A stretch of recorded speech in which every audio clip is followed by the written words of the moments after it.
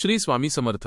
आध्यात्मिक बोध. एक मन शांत ठेवा, समाधानात शक्ती आहे. स्वामी सांगतात, ज्याचे मन शांत आहे त्याच्यावर माझी कृपा आपोआप होते. चंचल मन कधीही सत्य अनुभवू देत नाही. रोज काही क्षण शांत बसणे, श्वासावर लक्ष केंद्रित करणे वजा इतकेच पुरे. 2 कर्म करत रहा, फलाची चिंता करू नका. स्वामींचा मुख्य बोध. कर्म करा, फल मी पाहीन. तुम्ही योग्य प्रयत्न करीत रहा, फल उशिरा मिळाले तरी योग्य वेळीच मिळेल. 3 अहंकार दूर करा. नम्रता म्हणजेच भक्ती. स्वामी म्हणतात, अहंकार हा आध्यात्मिक प्रगतीचा सर्वात मोठा अडथळा आहे. जो नम्र आहे तोच स्वामींच्या कृपेचा अधिकारी आहे. 4 श्रद्धा आणि सबुरी. या 2 गोष्टींनी चमत्कार घडतात. स्वामी भक्तांना आवर्जून सांगत, श्रद्धा ठेवा, सबुरी ठेवा. वेळ आल्यावर मार्ग आपल्या पुढे उघडतो. जीवनात कितीही अडचणी आल्या तरी धीर सोडू नका. 5 सेवा आणि दया. देवाचे खरे रूप स्वामींचा बोध आहे. ज्याने दीनदुबळ्यांची सेवा केली त्याने माझी पूजा केली.